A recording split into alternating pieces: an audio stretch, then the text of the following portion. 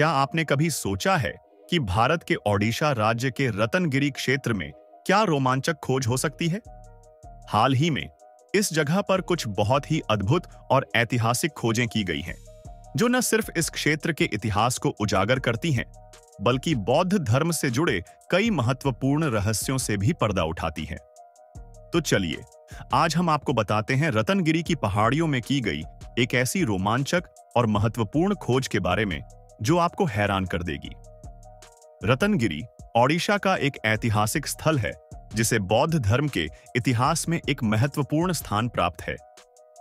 हाल ही में यहां पर पुरातत्वविदों ने 3 महीने तक खुदाई की और कुछ ऐसी चीजें खोजी जो बौद्ध धर्म से जुड़ी हुई हैं। इन खोजों ने रत्नगिरी के ऐतिहासिक महत्व को और भी बढ़ा दिया है।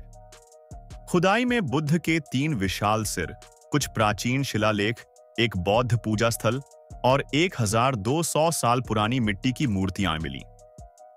और तो और एक मंदिर परिसर और एक पत्थर का हाथी भी मिला। यह सब बताता है कि रत्नगिरी बौद्ध धर्म का एक प्रमुख केंद्र हुआ करता था। क्या आप जानते हैं कि यह खुदाई रत्नगिरी में पिछले 63 सालों में पहली बार की गई है? यह खुदाई हमें उस समय के बौद्ध धर्म के प्रभाव और यहाँ की सांस्कृतिक धरोहर को समझने का एक शानदार मौका देती है। खुदाई के दौरान मिली बुद्ध की एक विशेष प्रतिमा का सिर 1.5 मीटर ऊंचा था, जो अब तक के मिले बौद्ध सिरों से काफी अलग और संरक्षित अवस्था में था। यह खोज यह साफ करती है कि रत्नगिरी बौद्ध धर्म के लिए एक महत्वपूर्ण केंद्र था और यह जगह उस समय के बौद्ध धर्म के प्रसार में एक अहम भूमिका निभा रही थी। आश्चर्यजनक बात यह है कि ये खोजें रत्नगिरी के धार्मिक और सांस्कृतिक महत्व को उजागर करती हैं, खासकर उस समय के बौद्ध धर्म के महायान और तंत्रयान पंथों से जुड़ी हुई हैं।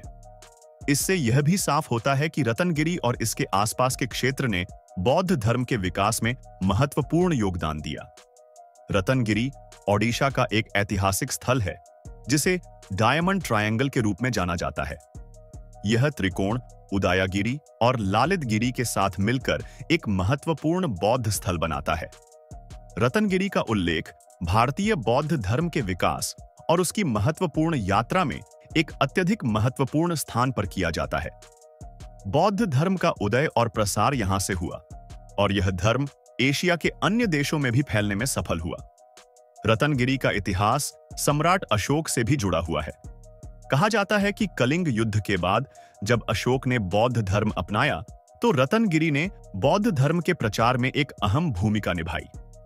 अब रत्नगिरी के ऐतिहासिक महत्व को समझने के लिए हमें यह जानना जरूरी है कि यह स्थल बौद्ध धर्म के प्रसार का एक प्रमुख केंद्र था। यहां से बौद्ध धर्म न सिर्फ भारत के अन्य हिस्सों में फैला, बल्कि दक्षिण पूर्व एशिया में भी इस धर्म का प्रसार हुआ। रत्नगिरी के आसपास की खुदाई में मिली हुई बौद्ध मंदिरों के खंडहर और पूजा स्थल हमें यह बताने के लिए काफी हैं कि यहाँ पर बौद्ध धर्म का प्रभाव 5वीं से 13वीं सदी तक गहरा था। अब हम बात करते हैं उन नई खोजों की जो हाल ही में रत्नगिरी में हुई।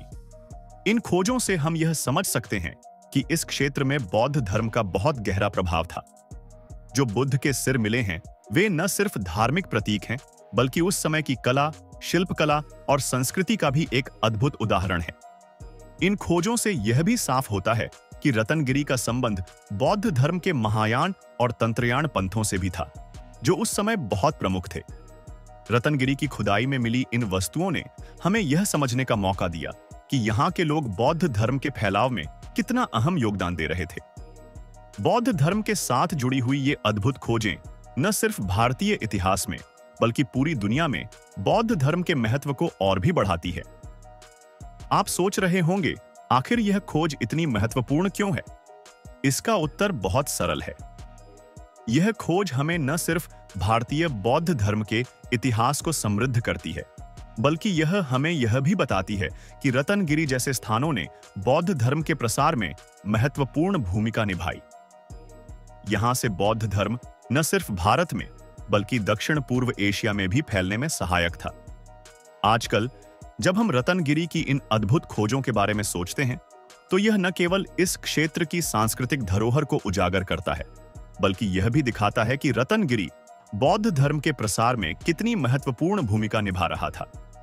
ये खोजें यह साबित करती हैं कि रतनगिरी एक समृद्ध बौद्ध केंद्र था और इसने न सिर्फ भारत में बल्कि पूरे एशिया में बौद्ध धर्म के प्रसार में योगदान दिया। अंत में रतनगिरी की इस ऐतिहासिक खोज ने न केवल इस क्षेत्र की सांस्कृतिक धरोहर को उजागर किया है, बल्कि यह भी दिखाया है कि बौद्ध धर्म के प्रसार में रतनगिरी का एक अत्यधिक महत्वपूर्ण स्थान था। रतनगिरी का इतिहास और इसकी खोजें हमें बौद्ध धर्म के बारे में नई जानकारियां देती हैं और यह बताती हैं कि यह धर्म न केवल भारत में बल्कि पूरी दुनिया में फैलने में कितना प्रभावशाली था।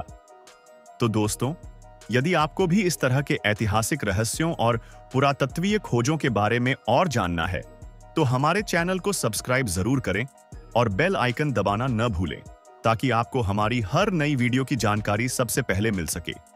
आशा करते हैं कि इस वीडियो से आपको रतनगिरी और बौद्ध धर्म के बारे में नई और दिलचस्प जानकारी मिली होगी। धन्यवाद।